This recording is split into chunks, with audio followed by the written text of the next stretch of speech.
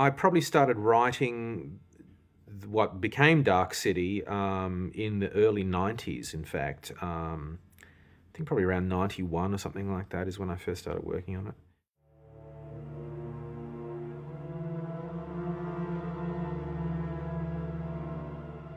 Well, Dark City was conceived of as a mystery from the very beginning, and that you would be put into this very subjective experience with the main character. He doesn't know what's going on at the beginning of the story. He has no idea. He wakes up in a nightmare, and he has to unravel the mystery of his own existence and the world that he lives in.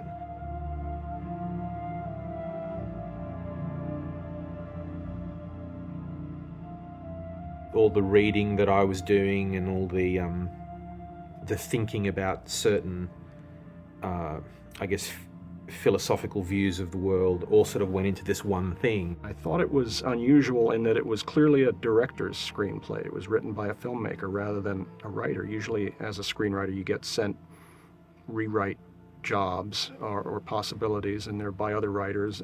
This was quite different. I don't think I'd ever been sent a script by an actual filmmaker before. So it was impressive in that it was very visual. I read some of Lem's scripts, and I thought they had a totally unique voice to them. And after meeting Lem and talking about the script and what I wanted to achieve with it, he seemed really in tune with it. He was also very in tune with the genre of noir and the era. I don't think I even had to go to Australia. I think he pretty much hired me based on the notes I'd written and our initial phone conversation. We seemed to hit it off and be thinking along the same lines. And so I actually had a contract in hand by the time I got on a plane and went to Australia. So that's pretty amazing to sort of be hired sight unseen.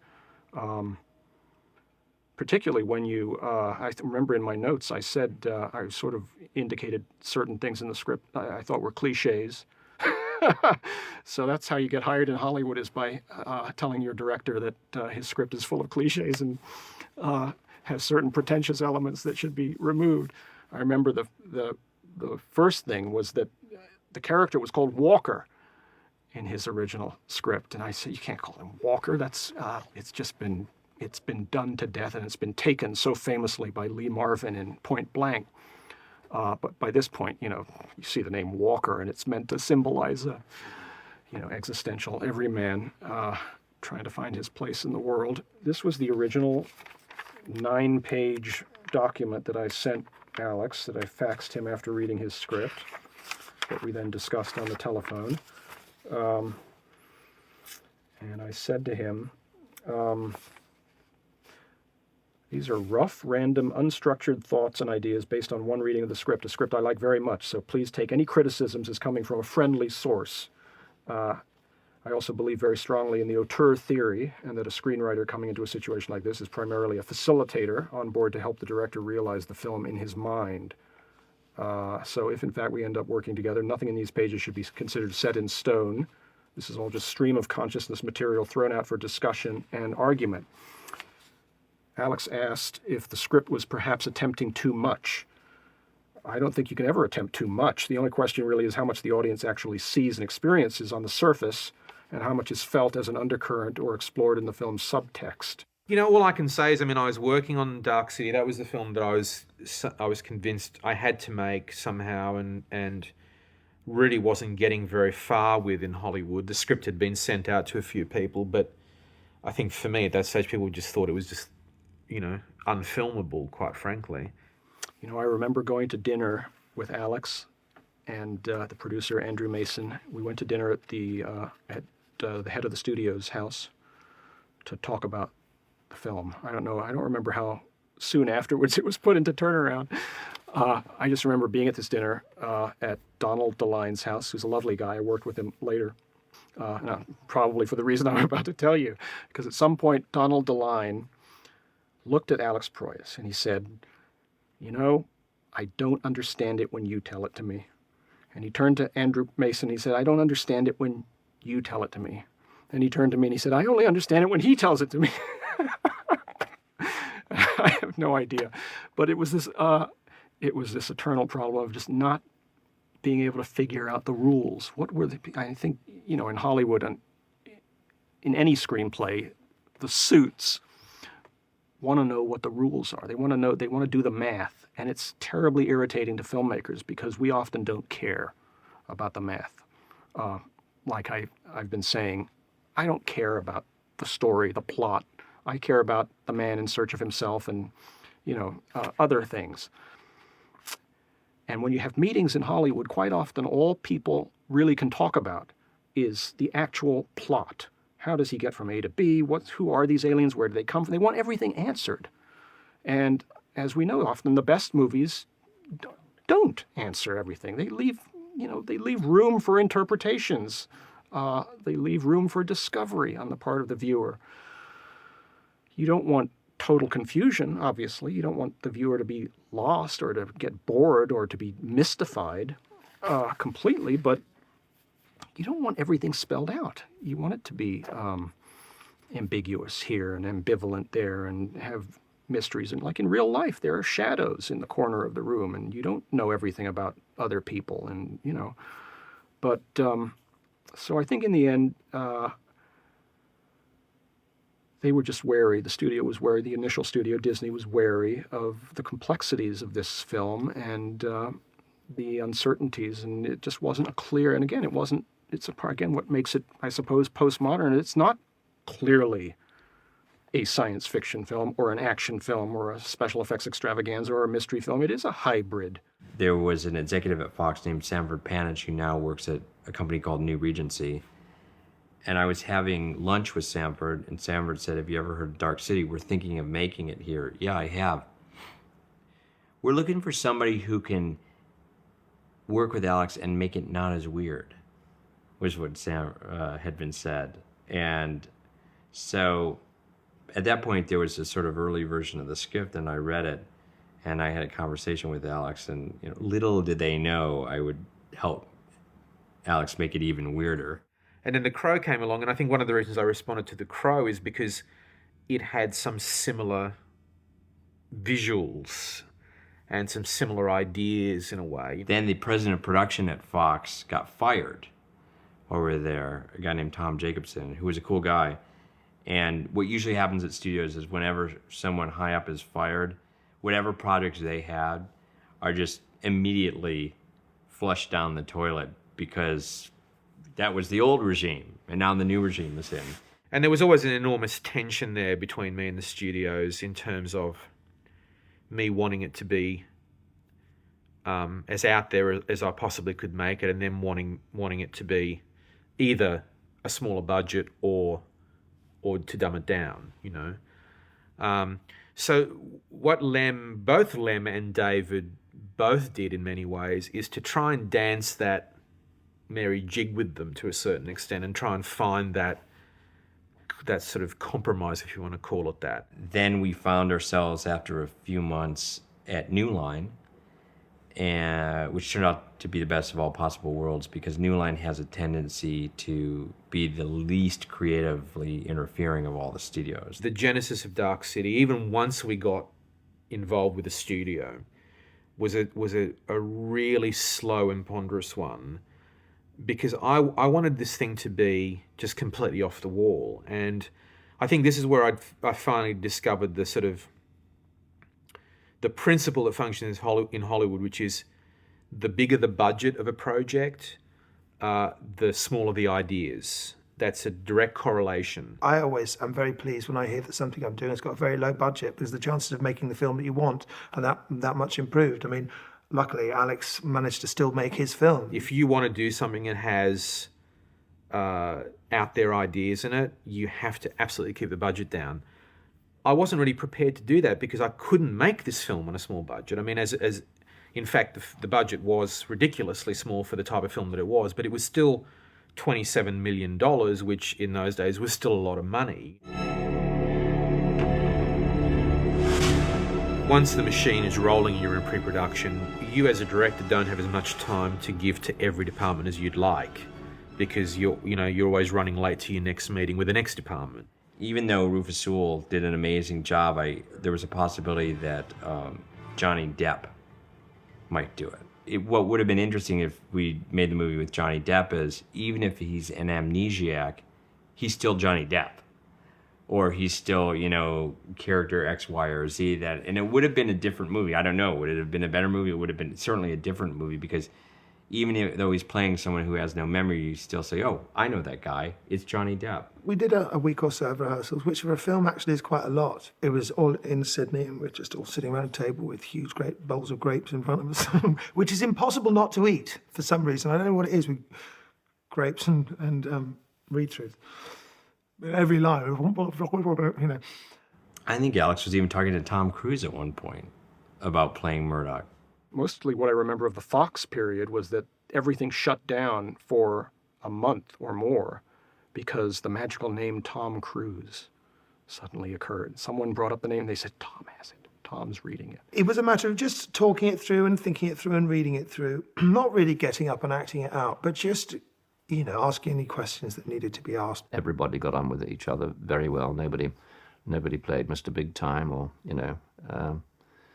everybody interacted very, very nicely, very graciously and socially. Even when I first read for Alex telling me that Richard O'Brien was going to do it, and I could imagine it the way I hoped it would be with him playing it, and that's the way it was. To some extent, playing one of these alien beings inhabiting the bodies of human beings was difficult, because I wanted to bring some emotion to it, but I knew I kind of wasn't allowed to do that.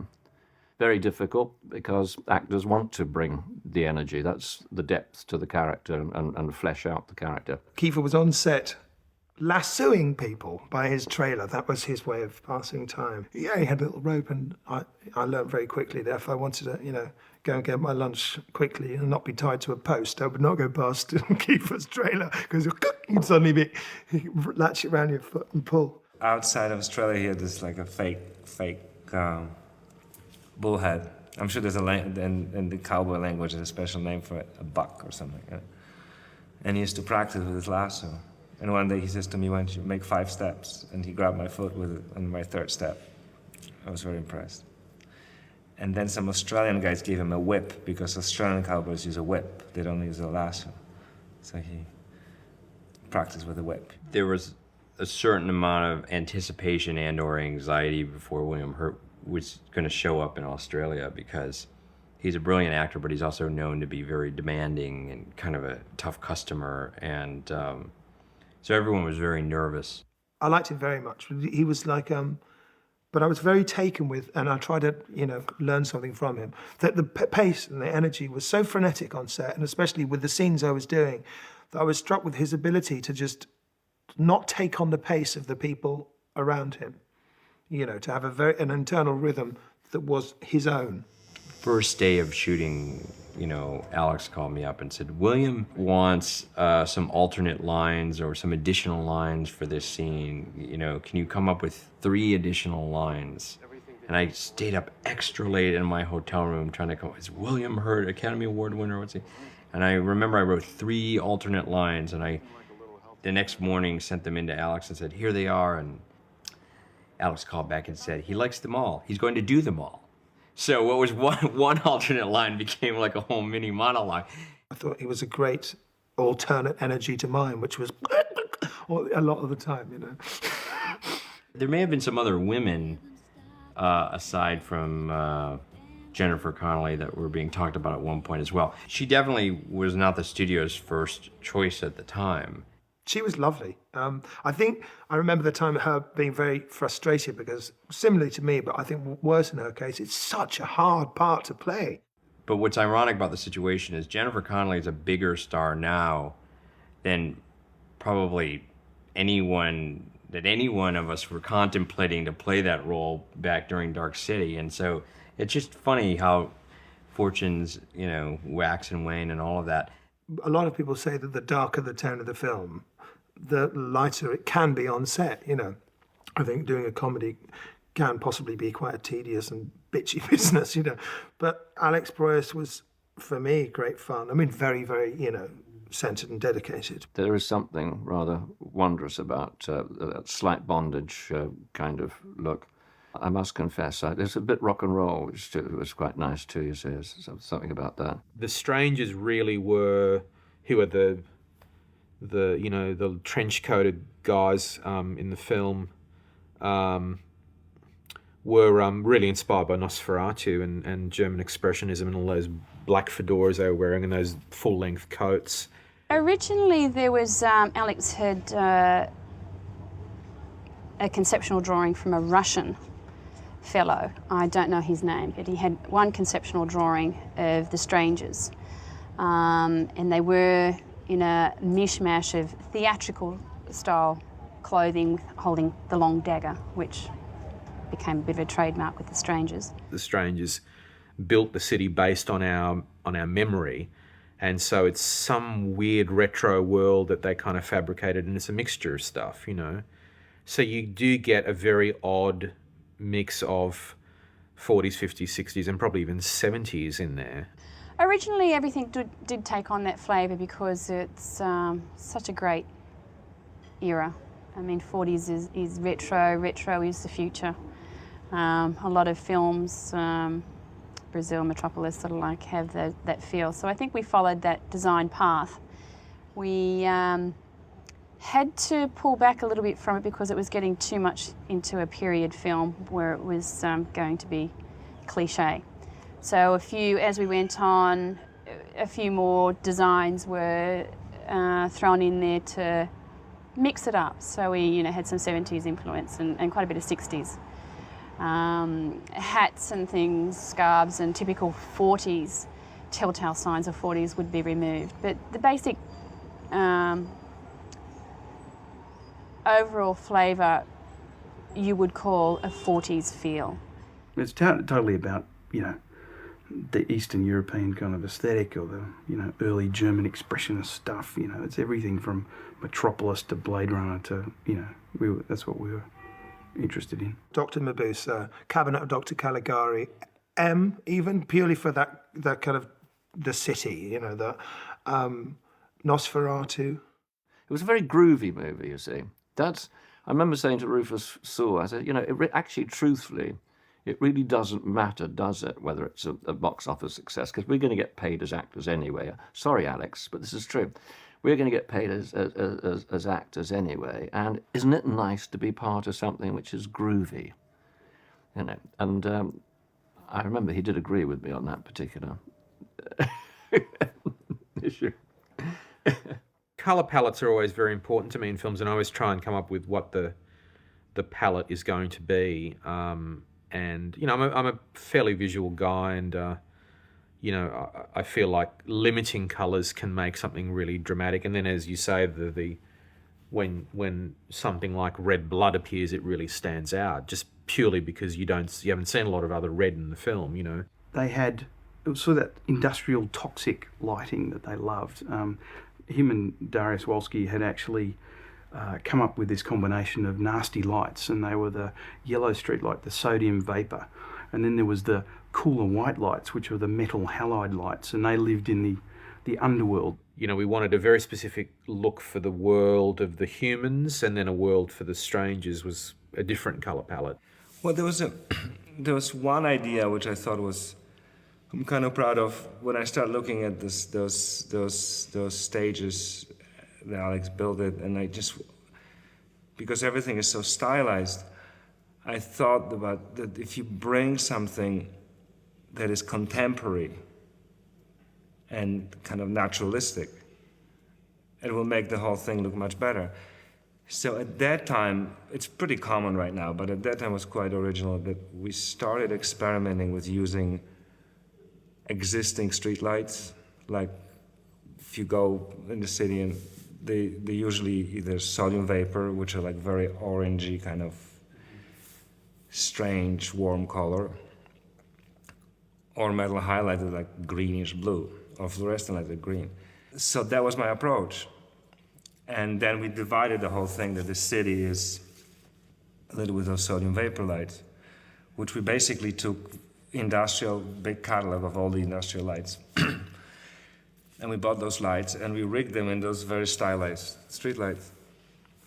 So the whole that's why the movie has this very kind of weird, eerie, yellowish, slightly monochromatic, kind of strange look.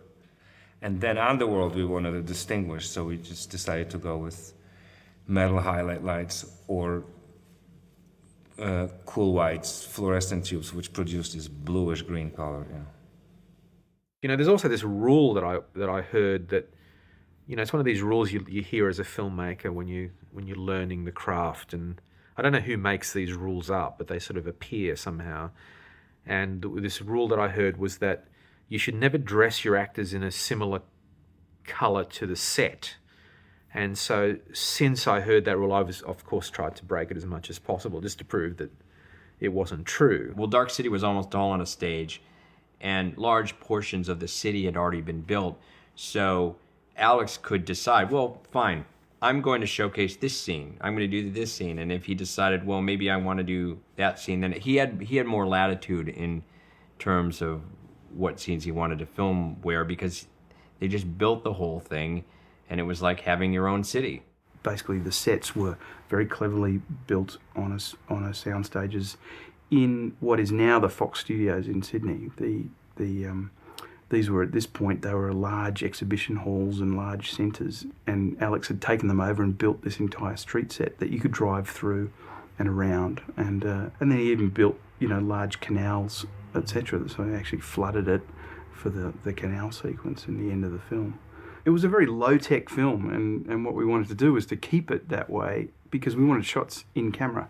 Literally, if we could avoid an optical, we would. Well, I love miniatures, of course, you know, and I sort of embraced that because, I mean, you know, really, the sort of berserk idea of doing all the wide shots of the cars in miniature, I think you'd have to be a true aficionado of miniatures to do that. Otherwise, I think most filmmakers would have just gone, you know what, it's just going to be a simpler car chase, you know. There were some miniatures where we were actually making bigger scale versions. So, for example, the syringe that's being used by Schreiber, we built something that was literally, you know, this large. So there's this huge needle coming at the lens, and that was built as a macro miniature, if you like, to be able to hold focus and make a really nasty shot of the syringe coming at you. It was quite easy for me to understand the problem of the character never seeing the sun, because I was in Sydney. Just, you know, occasionally at one of these huge barn doors on the side of the studio would open out and you get a wisp of sunlight, and a bit of sand would come in, and the sea air and seagulls, and then it would close, and that would be your sunlight for the day. And I'd work all through, and I'd come out and it'd be night. I'd get up at 5 o'clock in the morning, and this idea of trying to find the way to the beach and have you noticed the sun never shines was very much part of my experience of Sydney. I wanted to make people feel very unsettled in the interiors. So even if there was a scene of just two people talking in a room, I didn't want a respite for the audience at that stage. So many movies give you that. But I just wanted a constant reminder that we were in this artificial environment. You know, the way the sets were built were so confined, so small, and so, because we want to see everything, ceilings and walls and the frame and stuff. And I just happened to have a bit of experience of working with Tony Scott. I wouldn't dare it before, but after working with Tony, I've learned that in order to put the light in an impossible place and hide it so you could see the whole set, the only answer is to take a chainsaw, cut the wall out. So I have, and I'm not sure if the set dressing, set construction crew in Australia was used to that. So looking at the sets and trying to figure out how to light them, I just purchased a chainsaw to one of our set carpenters, and I gave it to him. And from then on, every wall was cut out in 5 minutes and put back together. We originally shot the film for about 65 days, approximately. Though we got to a point in the schedule where we knew we were just not going to get through the script. I think shoot was like 85, 86 days. You add another, 6 weeks to the prep. It's close to 6 months. I want to say that we lost our money at one point, which I think we might have, or our budget, or something like that had happened. We were told in no uncertain terms that we had to end on day 65, come hell or high water. That was simply all that we would be able to do. I had to point out to the studio that the cut would probably not make a lot of sense because we were actually running over. The whole architecture of a film is much more tenuous than people realize. It took some time to convince the studio that we needed desperately to shoot the linking material, particularly after I showed them a version of the film that had some huge gaping holes in it. And I think they allowed us to come back several months later to shoot for an extra 2 weeks. I think the first block of shooting that I did was called the additional photography phase, and they'd already shot the majority of the film, but had not got to some of these kind of crucial big scope sequences. But the greatest challenge with this film visually was just getting it all done. It was a hugely ambitious project, and we sort of knew going in that we just could never do it for the time and money that we had. There's a sequence going into the underworld, and I can't remember who's on the cart. I think it's Schreiber. Is it Schreiber and Murdoch? I think it is. Or it's Murdoch being taken down by the strangers into the underworld. And we built basically a little roller coaster with puppets on it. You know, they were like 1/12 scale little puppets. And at one point we wanted to get just behind that roller coaster as it went down into the underworld. So I had, we built a rig which was like a train track but larger. And we put a film camera movement. I think it was a camera movement from an IMO, which is a bombing camera, just the most basic movement you could possibly get, and it took a tiny roll of film, and we put this on this track behind our little puppeteered strangers, and this thing went down the hill into the underworld, and it's all in camera. It's a 10mm lens or a 14mm lens, and it's on the big screen. But literally, they're polystyrene columns of the underworld behind it, and it was a really low-tech solution, and all in camera. Nowadays, you do it all in CG, and it'd be easy. But this was kind of like, okay, let's build something really cool. Then there was actually quite a long period of post-production. It did drag on for a while. I remember one of the first things that I saw cut together was portions of when the strangers first come into the hotel where Murdoch's been found. And it was really exciting. Well, the test screening process can either undermine you or bolster you, because it depends on how the film does, of course. If a film tests well, then it's a wonderful feeling. You're doing the right thing, basically. We tested the film, the unfinished film, before an audience, and sure enough, one day that the other shoe fell, and Alex called me and said, "Guess what? The studio wants us to write some kind of prologue or a voiceover." So we did what we thought was like the least invasive voiceover possible. It's probably the only time a film I've made has actually tested badly. I think all my other films have actually tested pretty well. You start to second guess yourself. You start to lose faith in what you're doing. But you get to the point where you sort of worry that maybe they're right. That maybe it does require a little explanation. Maybe the audience is lost. All throughout production, we had fought that battle because we wanted the audience to be confused at the beginning of the movie. It was all about not understanding what was going on. And my point, of course, was that's what the film is. I want people not to understand what's going on. It all makes sense at the end, because I remember having a little group of, you do the little focus group afterwards, and I actually got up and asked a few questions and said, "Do you understand by the end what happened?" And they all said yes, But it was literally that thing of the studio not allowing an audience to kind of add up the sums as they go. They wanted it clear at the beginning. I remember when Alex was in a recording studio with Kiefer Sutherland, and it was clearly a struggle. I mean, it's not that it was pulling teeth to a certain extent to write that opening narration. I know Alex tried, and David, I'm sure, tried, and I was faxing I think I still have my page of suggestions of words. So we were all party to it. That's certainly true. I don't think New Line, they weren't evil people. They weren't dogmatic to that extent. I think if we had put up a fight, or if Alex had put up a fight, they might have dropped it. To a certain extent, I think that American studios underestimate American audiences in terms of what they can take in. And then to a certain extent, I think, American audiences, can be a little lazy sometimes. The nice thing about the movie is that it does ask questions. Perhaps its subject matter is a bit too deep, too complex for us to get to grips with, but it asks the questions, and we as an audience view it and see these questions being posed, and therefore we go away and we further discussion. And so I determined that really the only hope was that I stuck some sort of a voiceover at the beginning of the movie that at least allowed people an in into the film, that said, okay, it's a science fiction movie and this is kind of what you're going to see. I saw the original storyboards, I read the original screenplay, and I know it would have played without that. And I know that the type of people that were interested in this type of film, they don't need the voiceover. There's no question. They're on the journey and they're interested in the journey. They don't need to be told, or given it all in the first 5 minutes. I think it's more in retrospect with the sort of fan base complaints about it. It's clearer now.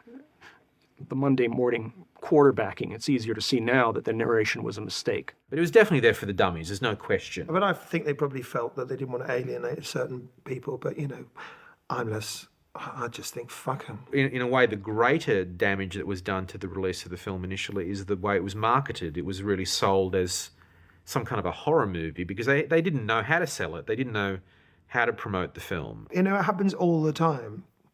And the idea of making a very, very particular film and then other people coming and trying to make the film appeal to an audience that the film wasn't made for, and in the process alienating the audience that the film was made for.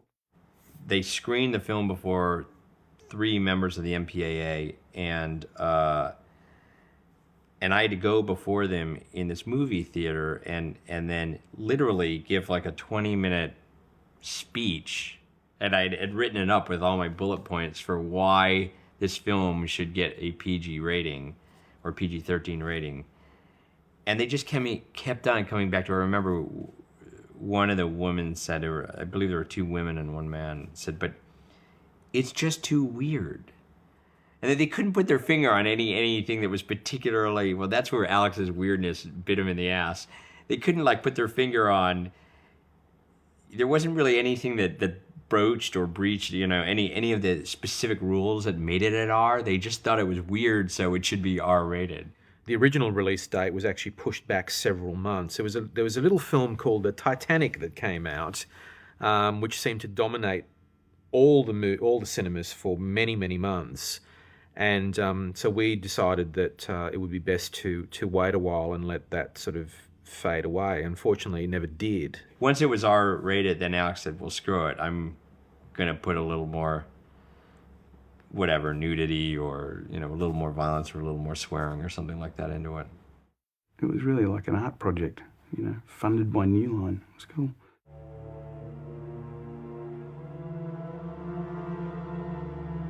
Well, I think most people saw it because of the DVD. I don't think they saw it theatrically.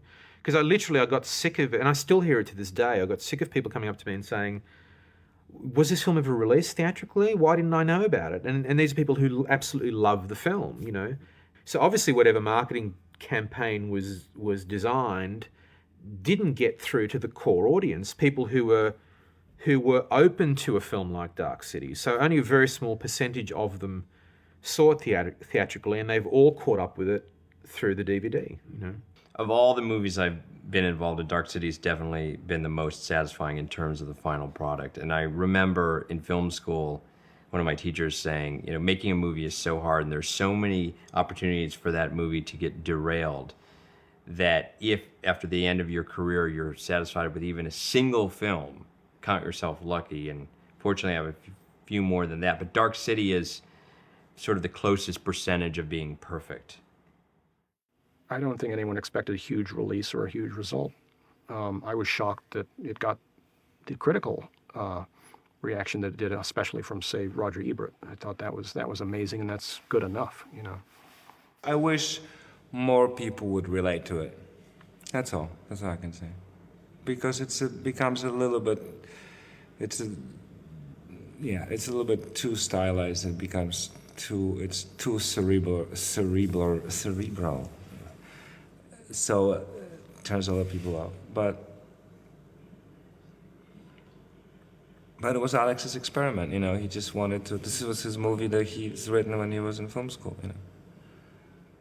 For me, it feels like I never really finished the film. It feels like it was kind of incomplete somehow. And so being able to go back and finally finish it, it feels like there's closure now, which is good. I'm a film fanatic who's so thrilled that I can own movies in my house and that I can watch them, forget a big, giant, plasma screen, that I can just watch them on my little portable DVD player that I can carry on an airplane and watch Lawrence of Arabia. I don't care if I'm not seeing it on a big screen. To me, it's the content, really, that's the be-all and the end-all.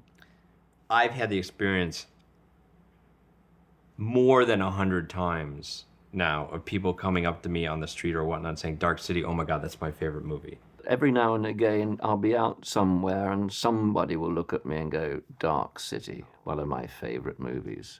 There's two films that I did at that time. One was called The Honest Courtesan, but the title was changed to Dangerous Beauty. I still hate that title. And Dark City, which I did straight afterwards. So I can normally tell from the way people walk, if they come towards me, generally in America, I can tell from the way they come towards me whether it's going to be Dangerous Beauty or Dangerous Beauty. Like that, they come up. Like, sorry. And Dark City's a bit like that, Hey, yeah.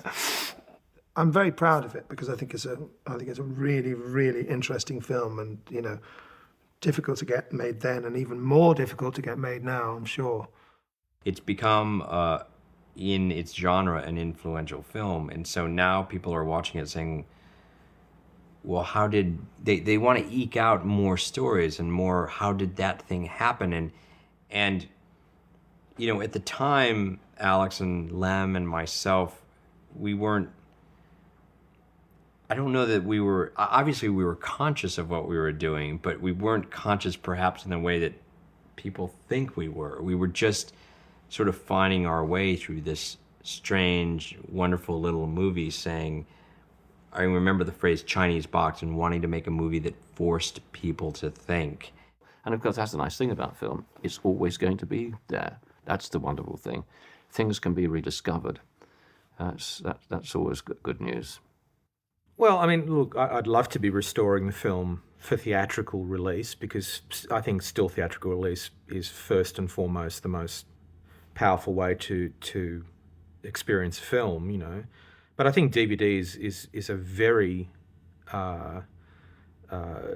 very good sort of second choice, I mean, I think with screens becoming larger and sound systems in people's homes becoming better and better all the time, and just the general resolution of DVDs improving all the time, I mean, it definitely is getting to a point where it's certainly approximating the theatrical experience, And I think eventually it will probably supersede it, down the line, for sure.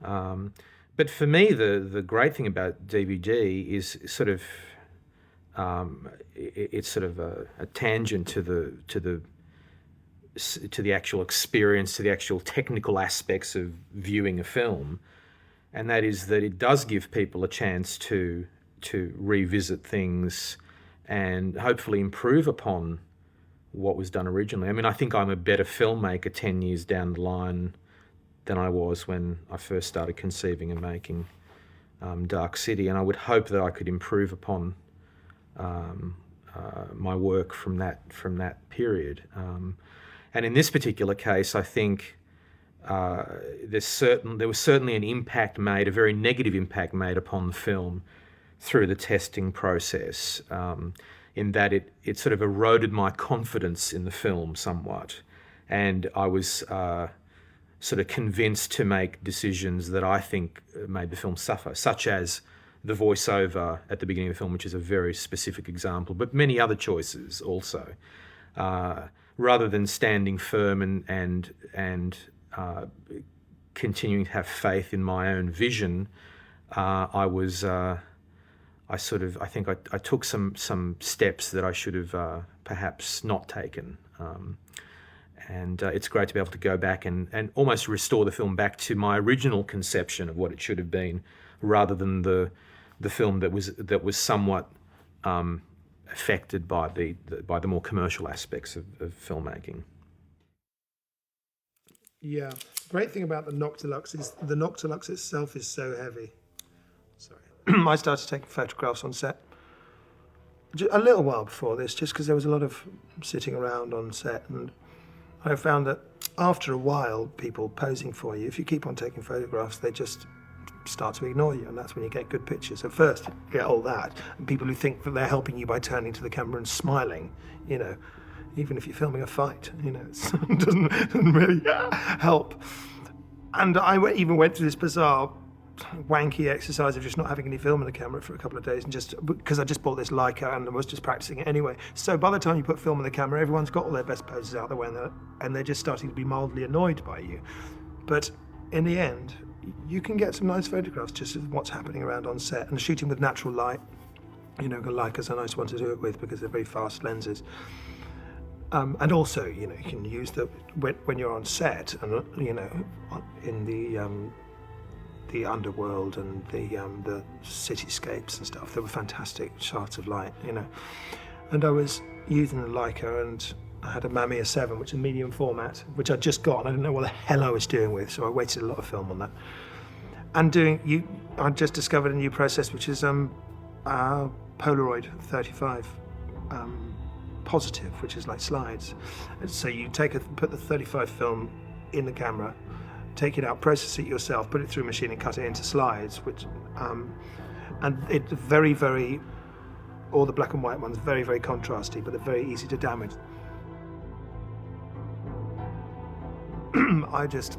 I think I got on everyone's tits. Just taking I'd be, you know, like strapped to this machine with a thing and just go, hold on, just 1 second, you know. And as you said, Alex has memories of telling me to stop it, but I don't think he actually did. I think he just tutted under his breath. I got away with it for a while anyway.